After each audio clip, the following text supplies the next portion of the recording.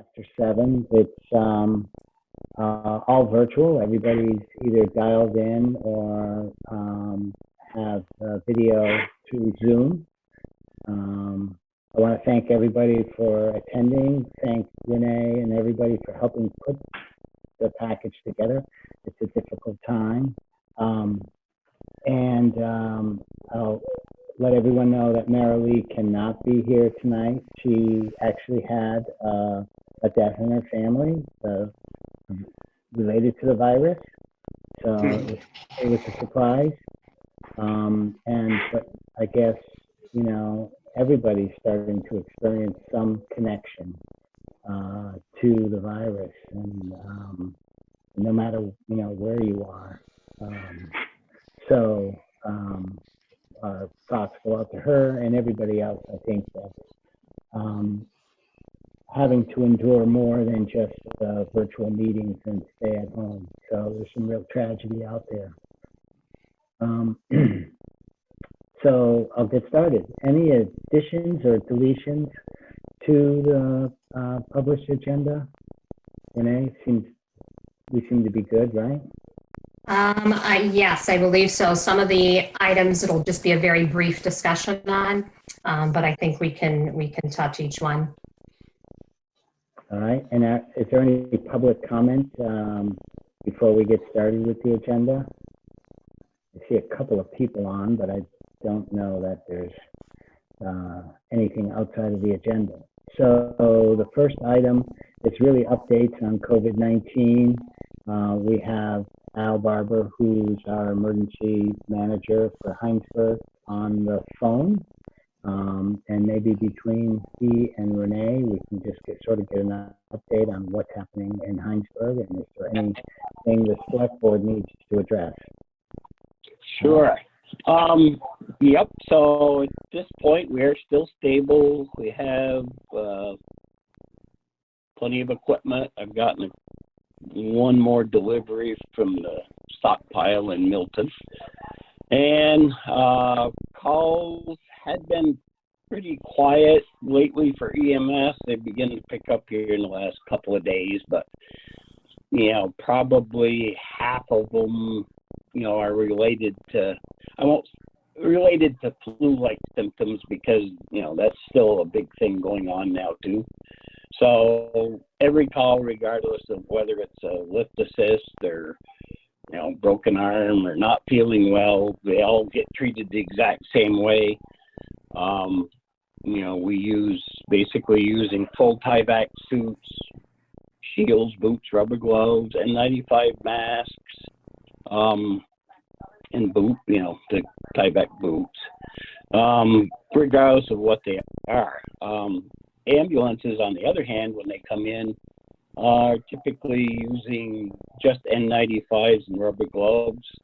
Some of them use PAPRs, which is like a supplied air hood system for them. And it, you know, the protocol that the health department has given us is basically you go in, first thing you do is you put a surgical mask on the patient, check the family members to make sure, you know, they don't have any symptoms. If they do, you know, even remotely, then they get a mask too and ask to leave the room, so that, you know, we're only dealing with the one patient. They then, our next step is to take the temperature of the patient, and then they go on to deal with, you know, whatever the call is about, or, you know, why we were called. So they respond with 2 people, sometimes 3, depending upon really the nature of the call. You know, if it was a lift assist and they needed more people, then more people get dressed up. Frank is our AEM, one of our AEMTs that's in town. So on any call where an IV might be needed, Frank responds, thankfully, day and night. So his protocol is basically he has the same equipment, but he doesn't dress up until the inside person gives an indication that some of his procedures are needed, and then he'll dress up and go in. You know, typically ahead of time we know what the call is, so he can pretty well judge if he needs to dress or not ahead of time. So they've changed a lot of the protocols as time has gone on. Just kind of symptomatic of it is, like today I had a District 3 ambulance call for the EMS out of the hospital. So in the first 3 weeks we did them, they were about an hour long. Today they're down to 15 minutes. The state call for fire, EMS, law enforcement, and everything typically would run an hour in the past weeks. Today I think it was 32 minutes. So I think that you know, a lot of information is being pushed out through email also, and the health department, especially the EMS office, is changing their protocols fairly a couple times a week, probably, I would say, as to how you handle certain types of patients. So, you know, it's evolving, kind of like everything we're doing is. It's all evolving. So, you know, I think that you know, we've evolved on our end on how we handle the calls. You know, for EMS, fire calls, we've changed the protocols obviously there, you know, because we have to go into people's homes. So you don't know if someone is sick. So as the screening comes in on 911 calls, they will screen them and ask them, you know, even if it's like a chimney fire or smoke detector or whatever, 911 screens them as, you know, is there anybody in the house not feeling well? So, you know, we got a pretty good indicator going in. The people that do go in full bunker gear, N95, respirator, and rubber gloves besides their fire gloves. If it's a fire alarm, you know, something minor like that, only 1 or 2 people will go in. You know, the rest of the people stay outside and, you know, prepare to bring equipment in if that's needed. But everybody's pretty much, you know, settled into the process now. And, you know, I think that going forward, I don't think it'll change too much. You know, we do now, you know, one of the things that we have adopted too is wearing, you know, the face masks around at any time we're at the station and out in the public, you know, because we've got to protect ourselves so we're able to respond. So that's a change here in the last week or so. So we do now also today, we instituted a daytime roster for going to calls, you know, because we have so many people at home now. We've gone to 2 to 3 people for EMS during the daytime as well as their nighttime schedule. So we had, I think, 2 EMS calls today. So that's worked out well. I think to date, I just was looking at it so I could give you a number. I think we spent $2,011 and change so far on protective equipment that we needed, you know, either the Tyvek suits, N95 masks, face shields. Some of it comes from the stockpile, and some of it we get it from our regular vendors. They have instituted now a process where they're going to send us a regular amount of equipment because they look back at last year's calls and saw how many calls a month we were running. So now they're automatically shipping us, you know, X amount of equipment that we would need for that number of calls. So that's a change that they instituted here in the last week to 10 days. So that, you know, that's an improvement. So we'd still do it. Yep, go ahead. This is Mike Lohner. A quick question on that. When you say day, do you mean a day as in the stockpile or a regular vendor? Yep. Nope, regular stockpile. Yep, the stockpile. Actually, the health department, you know, has figured out what everybody theoretically would be using. You know, they have changed the protocols a little bit for some of the hospitals. I know there was a question today on like UVM uses reusable gowns, where Porter Hospital doesn't. So there was a little problem with one of the ambulance services about that today. So the questions have really settled down, I guess, for lack of a better way of putting it.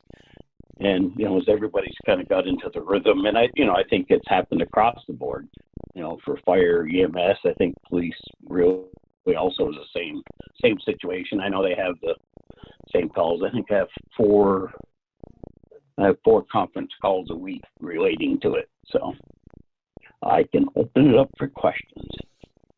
Hey, Al, this is Jeff French. Real quick, Yes, how's the team members that were self-isolating?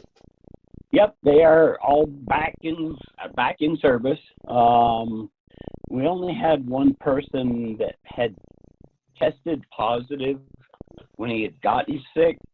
Yeah. And I can't talk too much about it because of HIPAA, but Yeah. the one person that we went to where we thought the exposure did test positive, but not from our positive person. I think probably just because the time frame, the exposure may have came from another source, but there's really no way of ever knowing. But really that really has been the only one that we've, as far as public, the only one that we have dealt with that's had to be transported so far.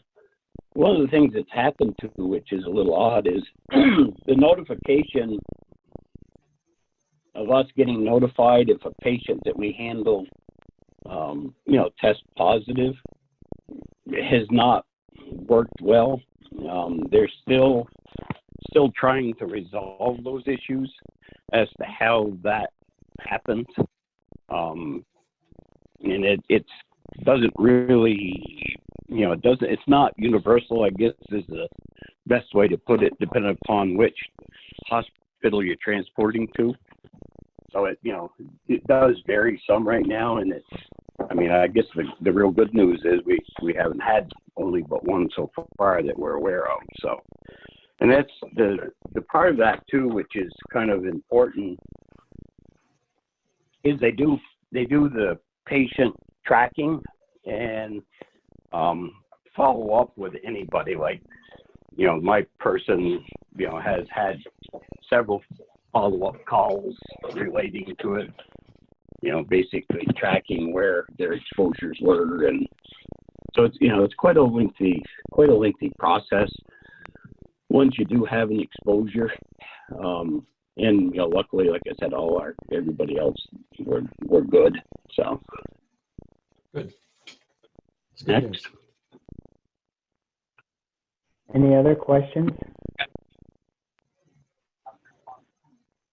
I don't think so, Al. One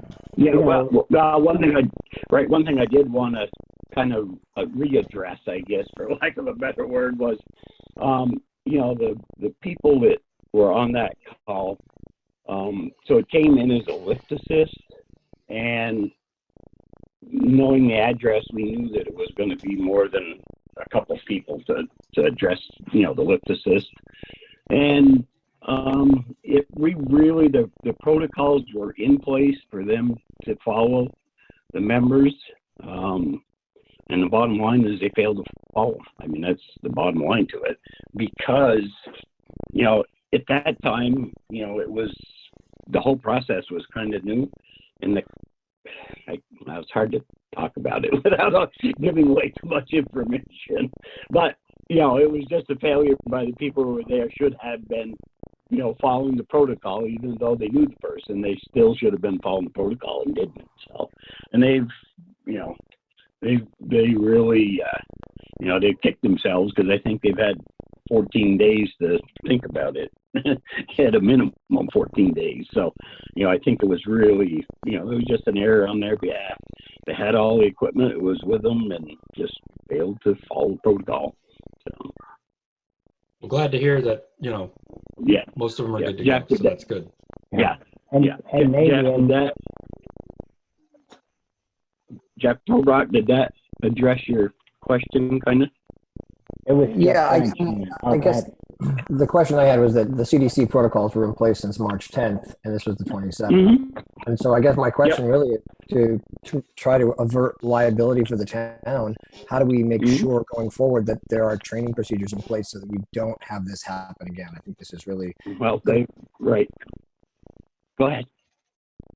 You know, this could have been an asymptomatic responder who could have been responding to a patient who was not COVID positive and could have transmitted the illness to them. So I guess it's really ensuring that we're taking care of all of the people in our community, not just our first responders, but also the patients. Right. Yeah. Oh, yeah. Absolutely. And like I say, you know, it certainly they had the protocols because I hammered it home to them many times when we first started into this. And you know, one of the we get a little bit of ridicule from some of the ambulances that come in and ask us why we're dressed the way we're dressed when, you know, they come in with rubber gloves and an N95 mask on. But, you know, that's our protocol. We're going to be too safe, you know, just for that reason, Jeff. You know, we don't want to expose, you know, if one of us gets exposed, we don't know how the transmission factor goes. So, you know, if we can contain it, however we contain it, you know, they were all well versed on what the protocol was, and simply due to a bunch of circumstances didn't follow it, and obviously it was a bad lesson learned because of it. You know, fortunately nobody got any more exposure than what they did. So, and it was kind of the key 8 players. You know, a lot of my ones that respond to a lot of the calls for us were the ones that were there. So I think they beat themselves up a lot about it because they didn't follow protocols. I did have a discussion with someone associated with the state emergency management, and they said in similar way that you know, different areas of the state have been responding differently. Particularly in the beginning, the protocols weren't really clear, and it's taken, you know, a few weeks to sort of dial it all in. So it's good that, you know, you guys are taking responsibility for it, and you know, perhaps it was an early lesson for everybody, and you know, everybody's learning as we go that you know, this is the real deal. And I think, Al, you heard me talk at the beginning that, you know, we don't have a select board member here today because of this. It's starting to really reach everybody at some level. So yeah, and yeah, and it, you know, it's you know, we talk about, you know, following protocols. There was a call yesterday where witnessed cardiac arrest, and a first responder was there and started CPR because they'd got a call for difficulty breathing, and the responder witnessed it. Turns out to be a COVID fatality. So all the first responders and the ambulance crew were all taken out of service for multiple hours, and now they're having to be tracked, you know. And it's just how that happens. I mean, you know, it's too bad, but you know, when you're used to responding one way, and you know it's somebody you know, and you're right there, it's just, you know, it's hard to not do what you've been trained to do. So a new paradigm of way we respond to things. So. Okay, any more questions for Al? Just thanks for what you do, Al. Appreciate it. Yeah. And your whole team. Well, you're your whole welcome. crew. Yep. Well, thank you. Yeah, I know they appreciate it. I mean, it's been an awful big change for them to, you know, do the things we do and just have to turn everything upside down for how we respond. But, you know, it's a lesson for everybody. And, you know, really, you know, with, you know, Mary Lee's loss, it really brings it home that, boy, it can be anybody, anytime. So everybody be safe. Wear your mask when you're in public. So. Yeah. All right, we'll move on to the next item. I don't know if you're going to stay with this. Al, you certainly can, obviously. Yeah, I will. I was going to ask Renee how everything was going with the food deliveries, and you're kind of the other side of this. Sure. Yes, I can speak a little bit about that, and Mike and chime in as well. But I think we've really identified a great need, and Hinesburg right now is for people that are either in the vulnerable population or have compromised immune systems or quarantined in their homes. They now have ability to access their food needs and grocery needs. And so we have a volunteer group that we have a very good, protocol in place that keeps them safe, as well as the community safe. And we have people that can leave their list of items either on a virtual voicemail box, or they can fill out the Google form.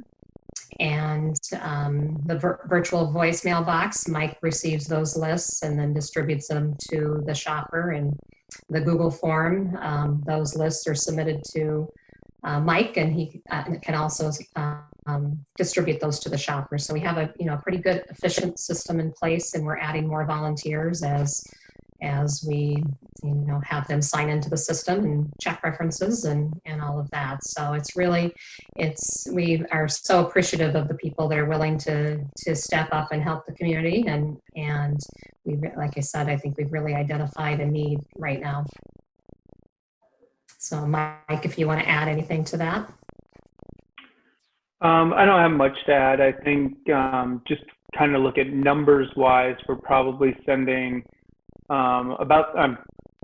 it's about 3 shoppers a day, and we're shopping on a Monday, Wednesdays, and Thursdays.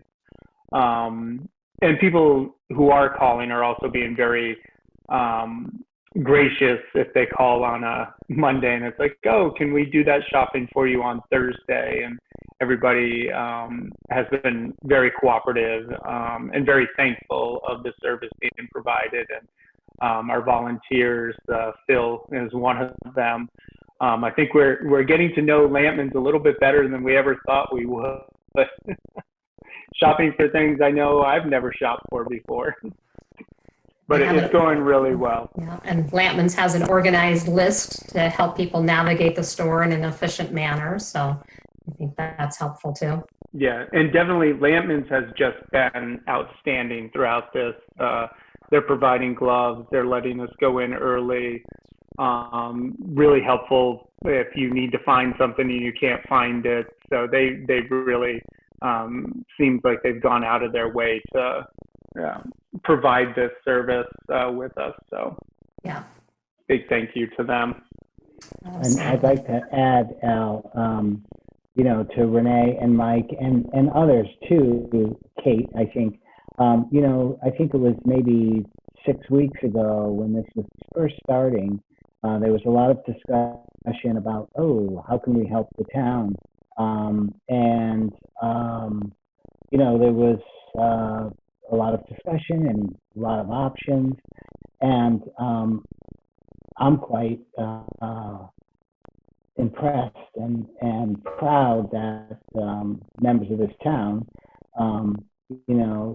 looked at what services we already do provide, food shelf, things like that, and where are the needs, and came up with a system with a lot of input from a lot of people on how to make it work. And, I'm on the back end of it. I get to do it. And so I did it twice this week, just simple volunteer shopper. But the 2 homes I went to, one had a 102-year-old person there, and the other one today was obviously an elderly couple who shouldn't go out, and they were so happy. And so here's a real need that couldn't be done with our existing services, that people did some troubleshooting and brainstorming and came up with this. And I was quite proud to be able to join in and see it come together and satisfy a real need. And hopefully if more people need some shopping, it looks like the system's getting really dialed in, and everybody, including Lampman's, was very, very helpful. So I'm quite proud and touched, actually. Yeah, it's a great community effort. There's no doubt about that. So, and like I told Renee, we're certainly here. The fire members, if everybody gets burned out, we'll step up. We're kind of in the background doing our thing now. So.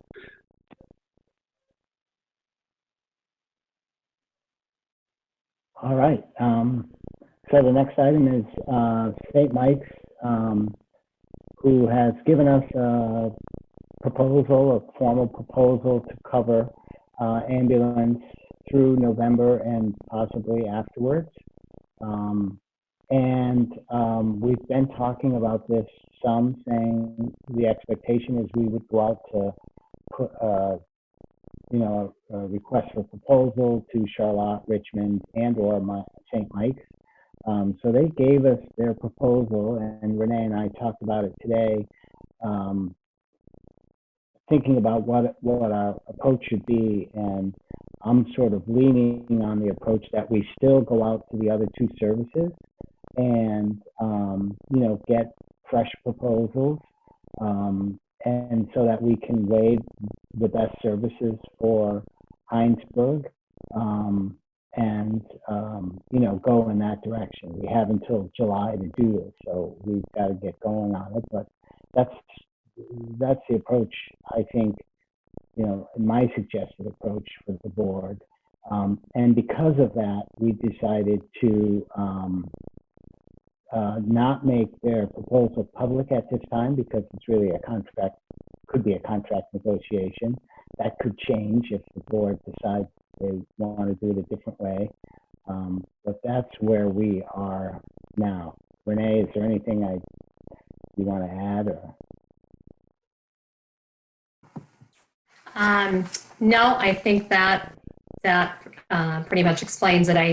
I just let St. Mike's know that, you know, once this board discussed it, if you guys had questions that I can, you know, send back to them, or any other, you know, any other decisions or thoughts you have, then I'll circle back.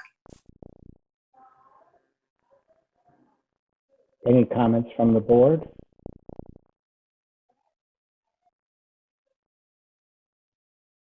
You can wave. Al, any thoughts that you want to add to this? Obviously, you're probably happy St. Mike's is willing to stay on because you've worked with them so long. Yeah, definitely. I mean, I think it's a good opportunity to have quite a lengthy amount of time here to get ourselves settled into what direction we're going to go. So, you know, I think it's a good opportunity to understand things more. And I think the proposal from them, you know, is, you know, I think it's a good thing to stay with them right now. It does give us time to look at, you know, the other proposals from, and I'm sure because the time has changed, I think you'll see the prices also change from the other communities. You know, other than, you know, I think it's just a matter of walking our way through it and, you know, trying to decide, you know, what direction we're going to go. So obviously a whole lot of things have changed now. So yeah, amazing. Any other comments? So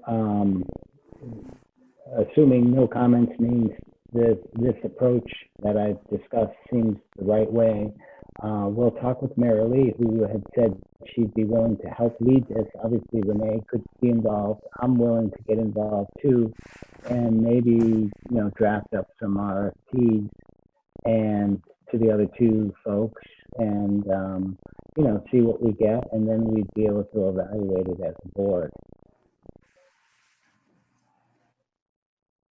Yeah, I think that sounds great. Definitely, you know, the extension's awesome, but I don't want it to be a reason to kind of kick the can down the road, obviously. Yeah, totally agree. That's where we are today. So all things work out for the good, you know. I'm a believer. All right, but I think, Al, you're right. I mean, it's hard to believe January seemed so long ago, and you know, the world's just, our world in Hinesburg here, and the world of ambulatory transport has significantly been, as was described earlier, turned upside down. Everything is. So. All right, so we'll move to item 5, and that's discuss the revolving loan fund.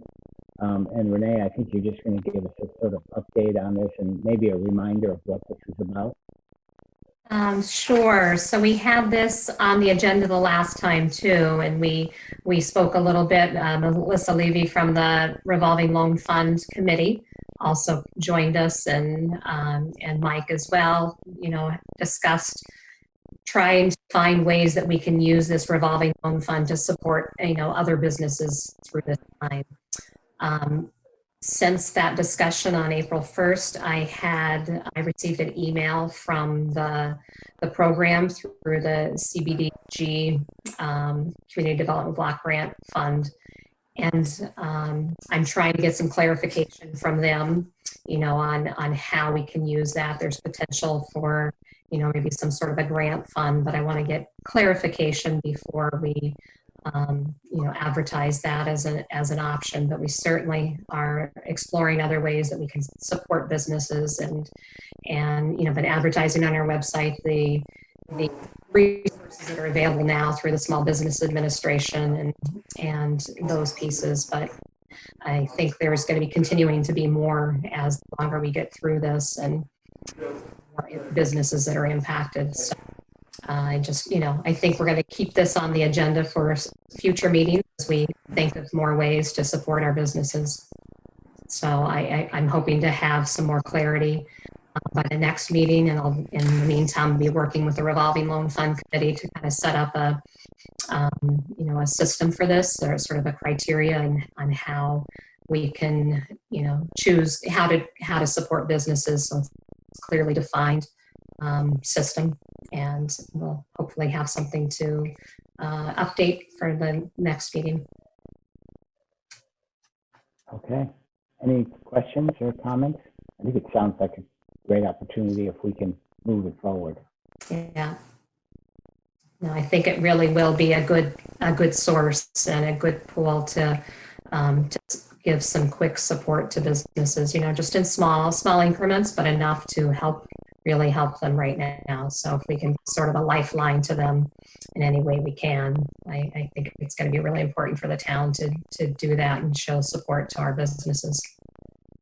Renee, let me know, this is Mike Lohner. Let me know if there's anything I can do to help with that. Okay, absolutely.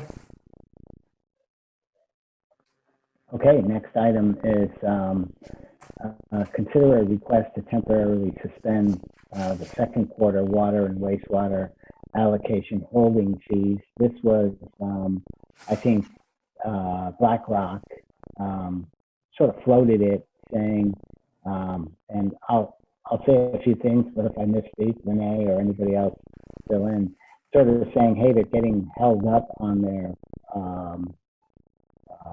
DRB processes, and they're paying about $15,000 a quarter for their allocation fees to hold their water and wastewater allocations. They've got to pay for that. And sort of just floating this idea, hey, maybe we could relieve them of that, or allow, take it away from them, since maybe not at their fault that there's a delay. And I think there was some discussion about, well, maybe do we have to go, maybe we don't have to delay and we keep the process forward. And I'm guessing that's why Alex is here and Mitch. So that was sort of from my side, but any one of you or Renee can weigh in. Yeah, maybe I'll just weigh in a little bit first. So I think that the reason I had this on the agenda is because I did have some conversations with the Planning and Zoning Office. Mitch and Alex were present right now, and as well as the developer, BlackRock. And, I think that what's on the agenda is just sort of a secondary thing.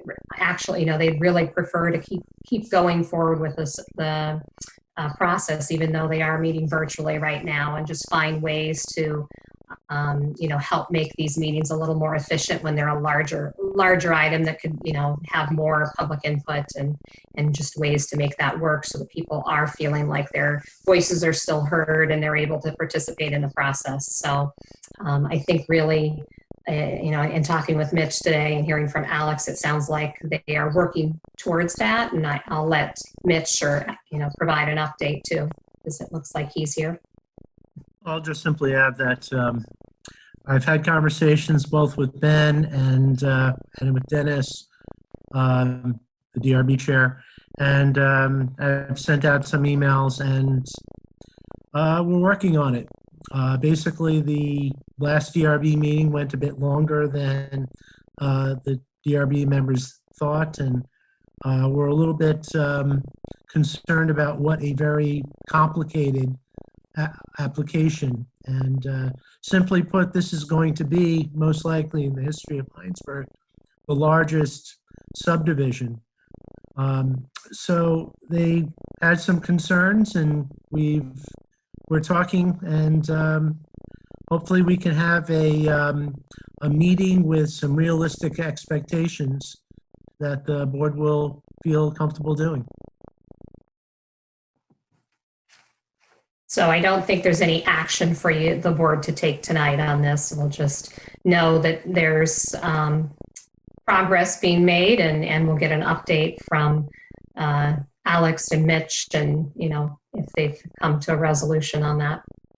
One good thing about this is that there was some information that they were supposed to get back to the board, and I think this has been something of a motivation for them to get themselves back up to speed with a few things.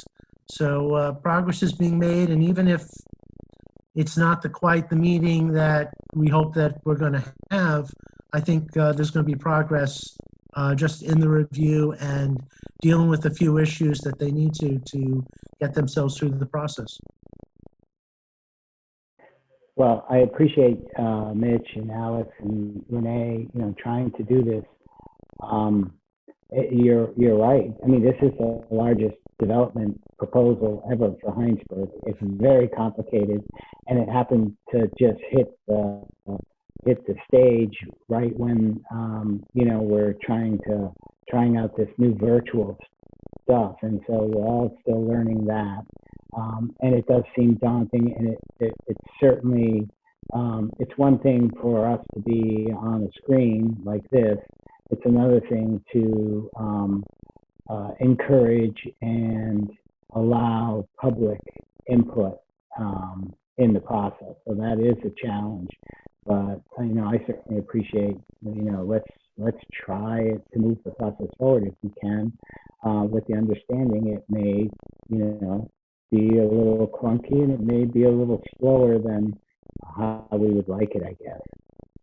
Right, and I think the biggest concern that the DRB had was public access, whether if there happened to be 20 or so people of the public wanting to participate, would they have challenges in doing so? And and also keep in mind, I would say probably all of us here are a bit new with this Zoom. There's a learning curve that's there, and we'll see what happens. But right now, like I said, I have a few board members who are interested in continuing, and if we can get a quorum who definitely says let's go forward, then we'll go forward with it. They have to meet anyway. Either which way, they have to meet, even if it's for a short period of time, to just open the hearing and be able to continue them if that's what their choice happens to be. But we're just the suggestion was, why don't we meet for 1 hour? Go set our clocks at 8:30, and if things are not going as if we're having challenges doing that, then they can stop it. Mitch, do you get a sense that that generally they're very hesitant to basically weigh in or rule on a larger development like this until they can get back together? I mean, I guess it seems to me to make sense to make a decision sooner rather than later on if they're willing to make a decision given our current circumstances, rather than just keep dragging it on until they're like, no, 2 months from now, no, we just can't do this virtually. Well, I'm hoping to get a decision very soon. Like I said, we've been pushing this, and an email was sent out earlier after I had a chance to speak to Ben Avery, and just trying to put a lot of different things together that would be a positive way of going forward. So I'm hoping by tomorrow we will have that answer. So is the main concern coming from the DRB? One I heard was public participation, and the other one was just leveraging the tools, the technology to handle a successful meeting. I think the two go hand in hand. I think partly because we're all learning this, and we had one meeting, and not that it went badly, but it went longer than I think we expected. And I think Alex and I, there are things that we learned as far as what could have made this a bit better. I got you. Okay. So just simply thinking with the technology, and especially because this is going to be not 3 hearings like we had at the last meeting, but one single hearing. I think, well, like I said, at the end of that meeting, the board was pretty unanimous. We don't know if we don't feel comfortable taking up a big development.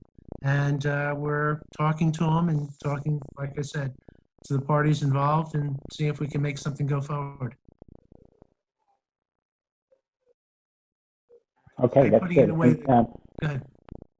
And so, you know, and I don't mind sharing my concerns with this. And one of them is with everything that's happening, you know, and who knows what's going to happen to our financing systems. It could be that, you know, everything comes to a crashing halt. And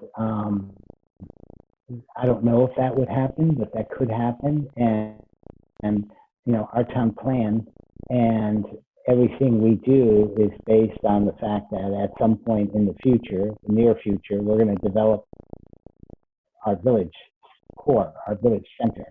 And all the actions we take have that assumption that that's going to happen at some point. And I would hate to delay a significant development opportunity and have us lose that. That doesn't mean, you know, we don't properly vet the project and it has to meet everything we do. The DRB, you know, has to be able to do their job, and the public needs to have input. But, you know, I hope that we're able to at least try to keep things moving forward because it's been a long time coming and there's a lot of money and effort already put into this. You know, on the developer side, they're paying us allocation fees of $15,000 a quarter. So I think it's only fair to really try our best to move the process forward, and then we can properly vet, you know, the developer. So. I agree, and that's what we're trying to do as far as on our end. Just keep in mind it's a volunteer board, and you know, it's people. You try to work as best you can with people. And sometimes there's a little bit of a process to that. You know, that said, I agree, and I know where you're coming from. But I'll also say just this is a preliminary. So they will have to come back at some point for final. Is a slight delay going to have an effect on that? I mean, I think there's more beyond the DRB that's going to be a factor than a few weeks here or there if it's a delay or a slightly slower process. But I'll just simply say we're going to work hard to try to help them get through this as best we can. And Phil, this is Alex. Yeah. Just procedurally for the select board, like Renee said, this item doesn't need action by you tonight. It may at a future meeting, and we'll have an answer on whether it really needs to have action from your board after next Tuesday's DRB meeting. The board will discuss this further, and hopefully with Mitch's help, we'll actually do a little bit of actual review, not just discussion about whether to do review at that Tuesday meeting. So we'll get back to, Mitch will get back to Renee after next Tuesday's meeting to let her know whether the select board needs to think about this allocation holding fee question. Okay, thanks. And I think we can appreciate that. It's a bit more complex than a select board meeting. There's a lot more detail and a lot more information that needs to be understood. Could I ask a question? Yes, Andrea? Mitch, you said something about there needing to be 3 meetings that was going to be compressed into one. No. I just meant, I'm going to take a guess here. I talked about how at the last DRB meeting, there were 3 new applications. And that was a very long meeting for the board. And I think that may have had, plus I think we were slow in really developing the meeting. Again, a learning curve on our part. So I think that might have been made the idea of, again, the biggest subdivision project that Hinesburg may ever have a little bit more daunting than it probably should be. So, I mean, again, I guess maybe I'm trying to get into some people's heads just based on what they said. We're going to try to, I've had conversations with Ben Avery, the applicant, as well as with Dennis Place, the chair of the Development Review Board, and had conversations, and we're trying to put something together that everybody will feel comfortable going forward. Could I ask is the meeting next Tuesday for the conditional use because of it impacting the stream corridor, or is it a preliminary plat hearing as well? The work in the stream setback, the development of the stream setback, which is a conditional use application, is part of their application, and it's one which legally we have to warn, where a preliminary plat isn't. And we felt this was the time to actually, since they were making progress with their application, to go forward, warn it, and perhaps have a conversation on that particular part of it. Although the actual impacts that they're going to have in the stream setback are pretty minimal, but they still have to go through the process. And Andrea, this is Alex. The quick answer to your question is it's both. It's a continuation of the preliminary plat review, and it is also an opening of the conditional use review of that stream setback impact. And will they also have their traffic information? I'm gonna stop. This isn't the DRB meeting. On the agenda is whether we're gonna hold back on the allocation. These are all good questions, but really they're for, what's gonna happen at the DRB meeting. Yeah, I can ask them offline. Okay. Send me an email. Thanks. I'll happy to answer. And Phil, I'll just simply add that, I mean, as I think I said in the email, this could actually be looked upon if there is concern about Black Rock continuing and so forth. That might be an independent conversation, regardless of how the DRB goes forward. Fair enough. Does anybody on the select board have any comments or questions? Okay. Thanks, Mitch and Alex, for helping us on this. And we'll hold off on any decision on this until further notice, I guess. All right, next item is a very hot one. That's why we're all here. See you, Alex. I know you're waiting. I expect a large crowd too for this. Consider waiving late fees for dog licenses in 2020. Yes. This is on the agenda at the request of Melissa Ross, our town clerk. We're trying to consider other ways that we can support people through this time, and because it's a more challenging doing this process right now, her request was that the select board just waive the fees for 2020 for the dog license, for the late fees, waive the late fees for the dog licenses. So I'll move to approve waiving the late fees for the dog licensing for 2020. I'll second that motion. Okay, it does seem like, I mean, it's hard to do, and it's probably not on the top of everybody's mind. And I can't let this go without noting that at our last meeting, there was discussion about waiving overdue tax fees and waiving water and wastewater interest for overdue bills. But the select board does not have that authority. But here's a place we can really, you know, swing a hammer and approve this change if we desire, and only if we desire. So the motion is to waive the 2020 dog license late fees. All those in favor say aye and raise your hand. Aye. And a thumbs up. Nice, Thumbs Jeff. up. I like that. That's good. I like that. So we've passed that. You got that.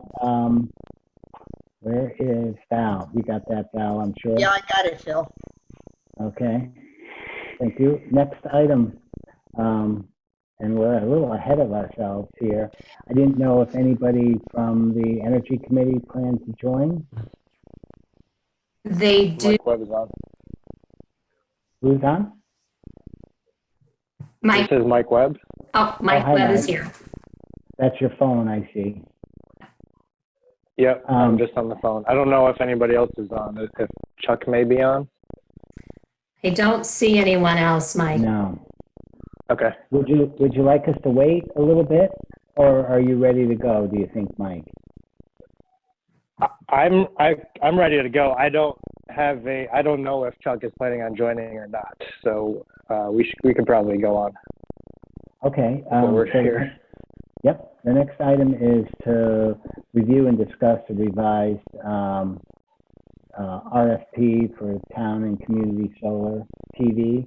I think the last time we reviewed an RFP, and there was some discussion about how do we bring in the public comment on this, and get some input on what people are thinking. And I think the Energy Committee sort of reduced the scope a little bit of the project.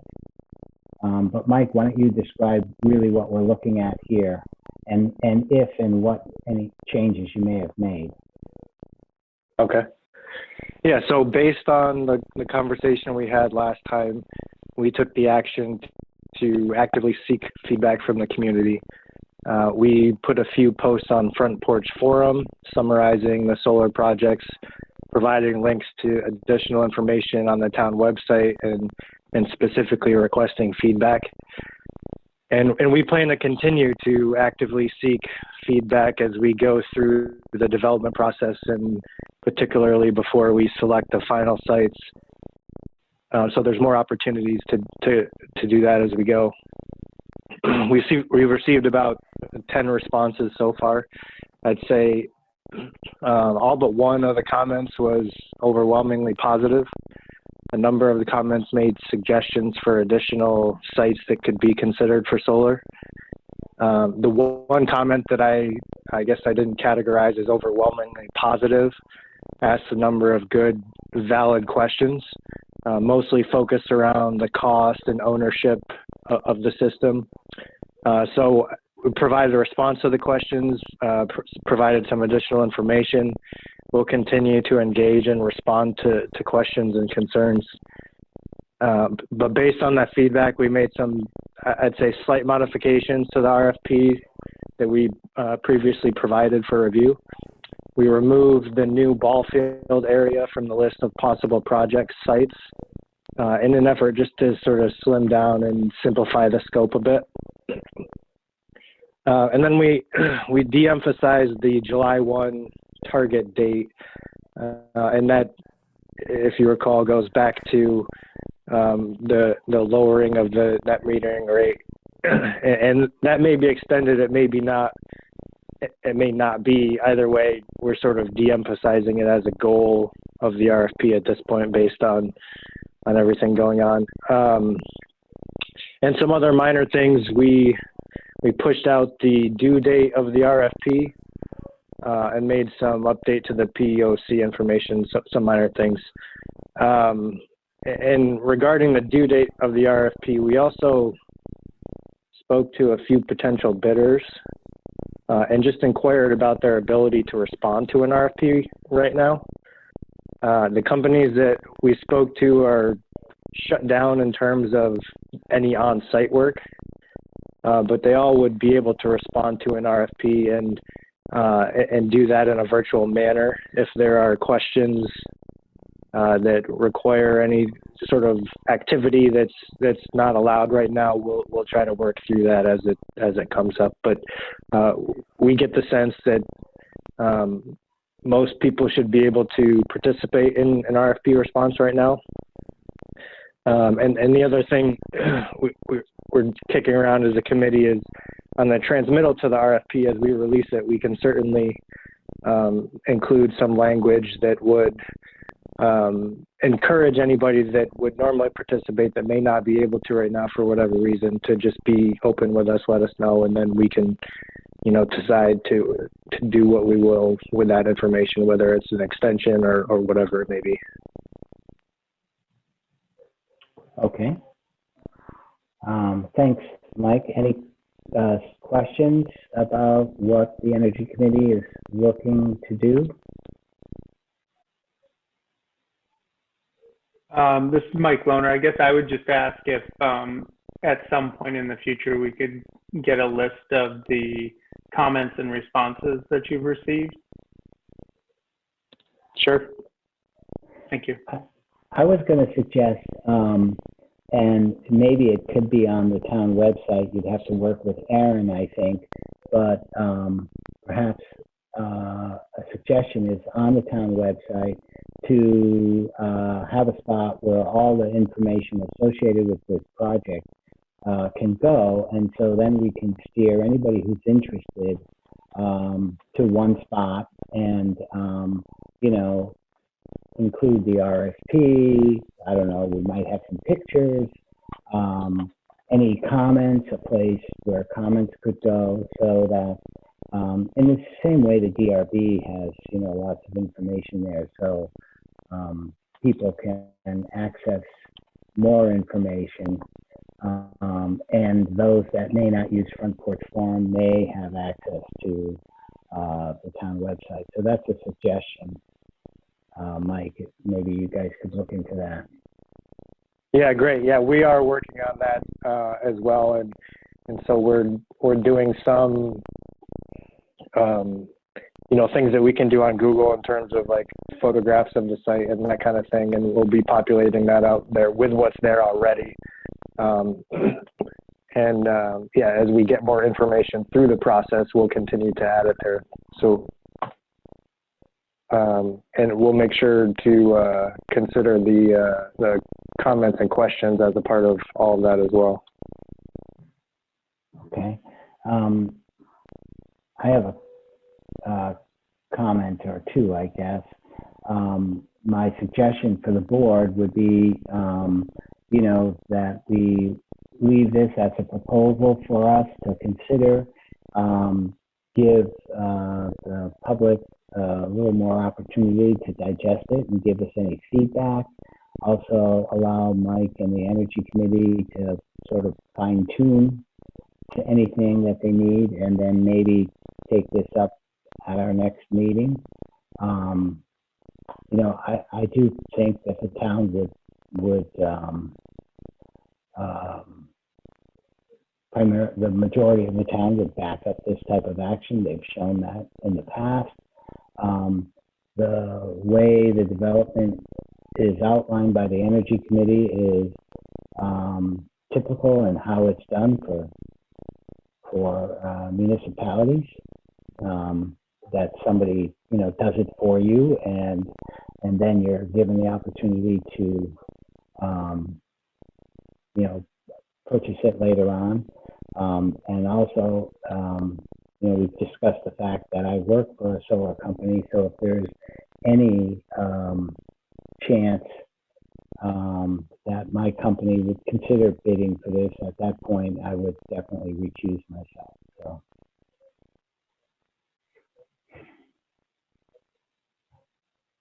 Any comments? No? So it sounds like, Mike, unless you have anything else, I think it looks like we can take this up, plan on a potential vote at our next meeting.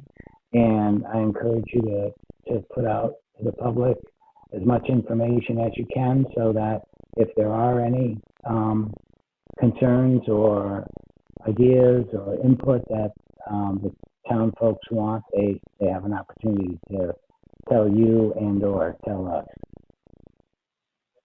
Okay. Yeah, we'll do that, and we'll put together some sort of summary to you before the next meeting of the additional comments that we've received. All right, great. Thanks a lot. I appreciate you guys doing this work. This is it's a big project, so but it could really have a great benefit for the town government and their electric bills and the town itself. So, thank you. Thank you. All right. Next item on the agenda is the purchasing and procurement policy. So this is something we discussed last time. There were some, blanks to fill in, and Renee was looking for any feedback we had. I think I had the suggestion of a little chart just to simplify it, which I saw in there. I didn't know if Renee, do you want to just say where you are with this, and are you ready for us to consider it? Sure. So as you noted, I put that chart in there.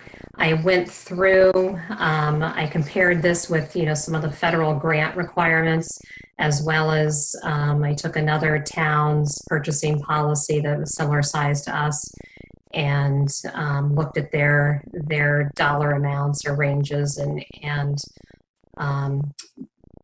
so I put in figures, and then I sent them to Missy and Joan, who is our accountant, to review, because they work with the auditors as well, and through the grants and things that we do. So they felt like that those figures were good. So I think, we can go ahead, if you guys are ready, and unless you have other questions or edits to make, I think you can go ahead and approve it. Maybe in the future, there may be edits that we'll want to make at some point, but I think it's a good starting point for us and a good thing to have. The one thing I'm noticing is, for consistency's sake, the cents, like you have 0 to 999.99, and then the next one you have 10,000, and then just 10,001. Right. Just for consistency, pick one or the other. That's what I Yeah. Think. Okay.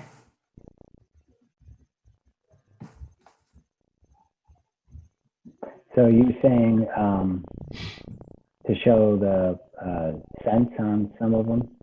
Is that what you meant, Jeff? I don't think you need to show the cents, but since we're showing cents on one line item and not on the other, I think we should pick, not that it's going to confuse anybody, but just to avoid any possible.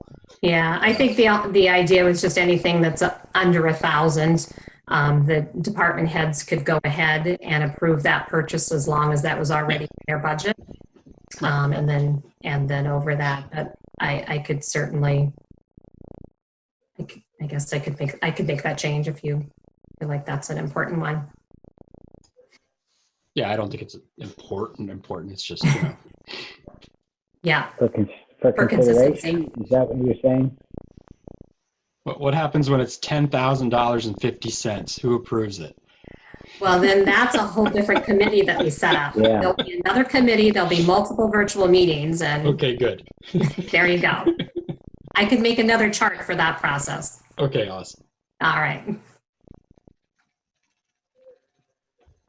All right. Well, I think this is great, Renee. I think in the past, it's come up. I mentioned last time there were questions about, how much is Renee authorized to spend, and this just clarifies it for everybody. There is some wording about businesses. I'm trying to think of the right term. Using, businesses of,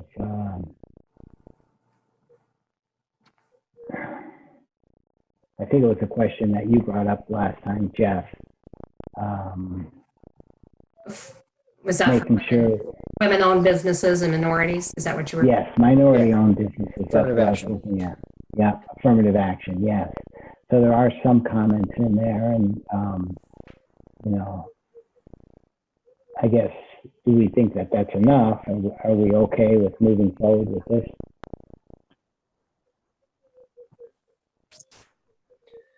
I'm fine with the way it's worded. I think again, I think as Mike said last meeting, it allows us the opportunity to not be, hooked into always having to use a small business when one isn't available.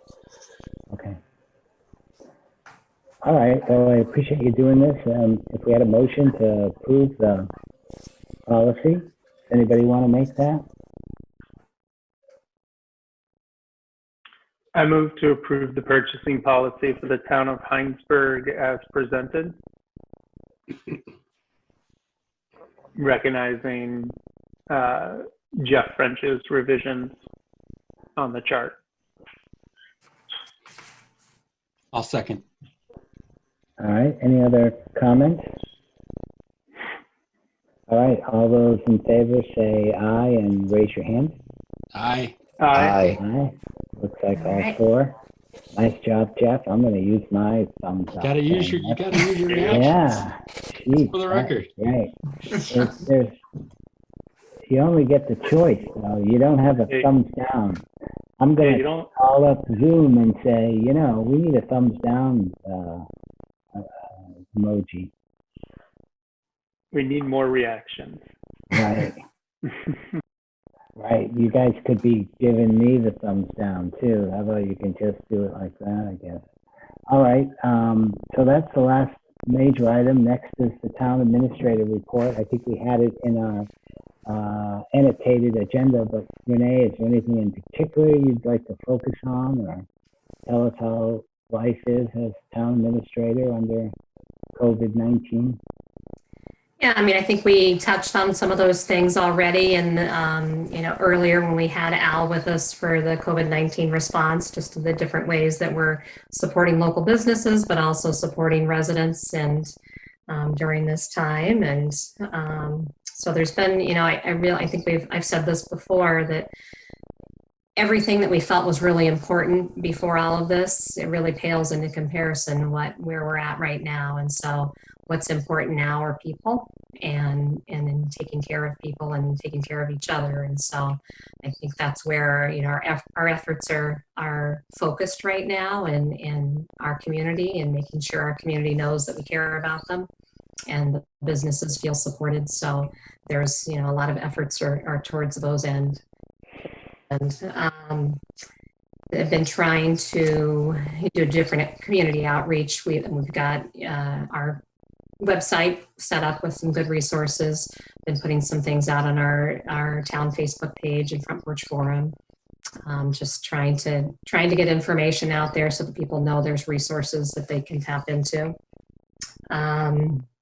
We do have the CCRPC has worked with the communities to develop a guide that has those resources, and that each community can sort of tailor to its own needs, and then have that printed off and then mailed to all the residents and businesses in Hinesburg.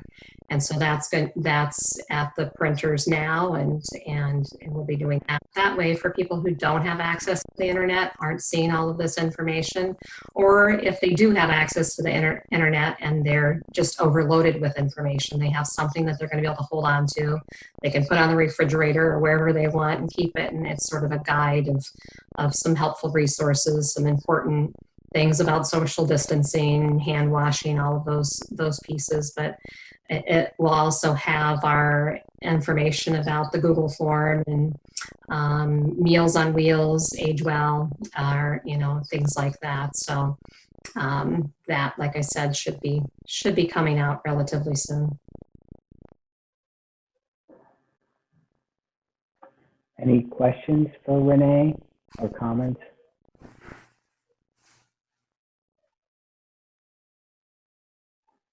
Again, I would, thank you and everybody who's really stepped up. I mean, Renee, you're a town administrator that cares about the town, how the town operates, but you also care about all the people. That becomes so obvious. And, under the conditions we have now, the amount of effort with you and a lot of other people towards how do we, help the people, not so much, make sure the road is graded, but make sure they're getting groceries. That's a completely different way to look at things, and probably the correct way right now. We all need to be reminded of that. Select board. As I said before, I think a lot of, all the things that are happening and the sadness that's happening, there are a lot of good things that are coming out of this. And I think at the end of the day, people are really showing they care about each other, and this community is pulling together in all sorts of ways, and people are stepping up and helping each other out. So I think that's the good that's going to come out of this. Yeah, a quick aside on that, and just kind of feel good, is one of the girls in our neighborhood, it's her birthday today. Yeah. And so her parents asked people just to kind of come by between 4 and 4:30 and wave or holler. And it was just kind of this fun little moment with a bunch of people standing very far apart, but wishing her a happy birthday, with people driving by with balloons in their cars. And it was just kind of, I think, everybody's doing what they can to help each other. Yeah. And Mike, that's a good point. That reminds me of one other great thing that town staff are doing. Our police department and then our fire department, they just, they are trying to think of ways to help people. And there's so many kids that are now missing out on birthdays, or they're missing out on special holiday events and things. And so this weekend, they helped chaperone the Easter Bunny around different communities in town and different people. And so we saw kids standing outside of their houses waving with big smiles on their face. So I think they helped bring some happiness. So it was the police combined with the fire department. They had a fire truck out there, and they went through the village. So I think it was something that they were able to bring some happiness, but keep everybody safe, and there weren't they were able to socially distance the Easter Bunny appropriately, but it just brought smiles to adults and kids alike. So. And just a quick another positive note from our community: the food shelf since February has received over $20,000 in additional donations. So we just got another 10,000 this week from one donor. That's so wonderful. It's been pretty remarkable. Yeah. And Jeff, have you guys had a lot more use of the food shelf? We have seen an increase in families that are coming. We expect that as the month goes on, we're going to see more people. They get their the allotment of money in their SNAP in the beginning of the month, and then as things begin to run out, we'll see an increase. So we're still providing food on Tuesdays and Fridays. I'm working on Fridays parking cars so that the volunteers can do their job. It's been pretty rewarding. Wonderful. Great. Yeah, it is wonderful. Okay. Select board forum. Anything by the select board?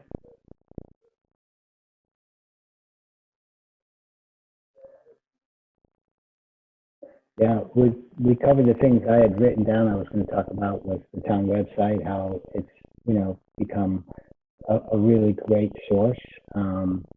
of information and all the volunteering processes. It's gone from being an idea to, fruition and really working all around. So thanks. Really proud of the town. Anybody else from the select board have anything in particular? All right, next item is reviewing the minutes from April 1st. So I'll make a motion to approve the minutes with any adjustments we might make. I'll second. Does anybody have any corrections or comments? I just had one, Val, and the very first sentence, attending the meeting, I thought it'd be nice to say via Zoom or something, just noting that the meeting was virtual. Okay, I can add that. Maybe 50 years from now, that might be interesting to note. Or they'll all be virtual then. Any other comments? All those in favor of the minutes, either say aye, raise your hand, or give the thumbs up. Aye. I have to abstain because I wasn't there. Okay, so we've got 3, Val and Jeff French abstained. Got it. All right, next on the agenda, consider approving warrants, which include payroll, and just comment that both Renee and I have lately been signing the warrants. 3 weeks ago, I went in with gloves and they were all off to the side, and I brought my own pen and nobody was there. And 2 weeks ago, that process changed.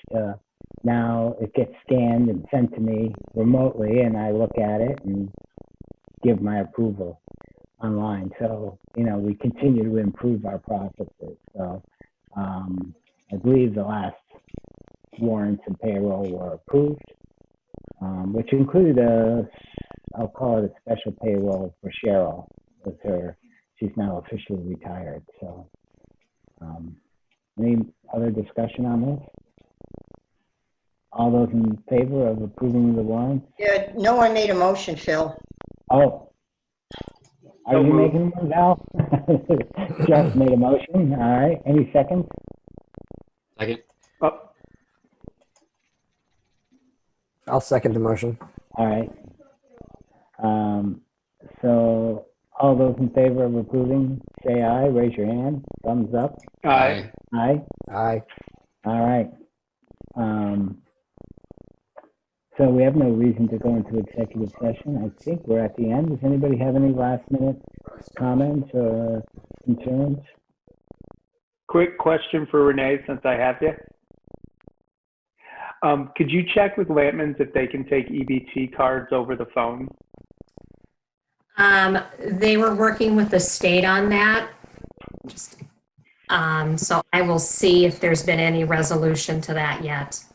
Okay, I had a call on that today. Thank you. Okay, yep.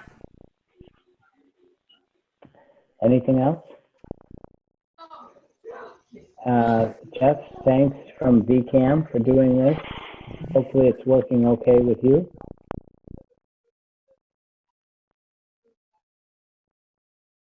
He's listening to music probably. Okay. And is this Zoom working for everybody else? Seems to be okay. Looks like the quality's been good, and although we talked about the DRB meetings, I couldn't imagine having our ambulance discussion with Zoom. That would have been quite a challenge. So, It would have been hard to moderate, I think. yeah, I think it would have been a challenge for the moderator and recognizing people. Although, you do have control. They can Right. turn everybody's mic off and all that. So. Have you all been listening to the governor's press in the afternoon by any chance? And it's all like, you know, so-and-so from such and such, please remember to *69 to unmute yourself. Right, yeah. That's about what it is. Yeah. Yeah, and they're doing a good job. And then there were some articles I'm sure people heard about the virtual, there's a term for seeing the doctor. bombing? No, for seeing the doctor. And how many people are doing that, telemedicine, and the fact that, heck, probably when this is all over, people will find out that works pretty darn well. It's not very good for PT. No, not good for PT. But it could save a lot of money, healthcare dollars. Yes. Yep. So. All right, Jeff, how's your classes going with the kids? It's interesting. We're using Google Hangouts and dialing in, and same kind of thing. You know, some people are forgetting to turn off their microphones and reminding students that they can't broadcast from their bedroom. Mm-hmm. Right. So again, it's all a new learning curve. Mm-hmm. But so far, so good. Good. All right, I guess we're good. Thank you, everybody, and you know, stay safe and find some time to get outside a little bit. You know, see your neighbors. We have a pretty tight neighborhood here, but I have to admit we're connecting more now, even though we can't be next to each other, than we did before. So there are some good things coming out of it. All right, thank you very much. Thank you. Well, Thanks. Good night. Thank you, everyone. Well, Good night. Good night. Bye.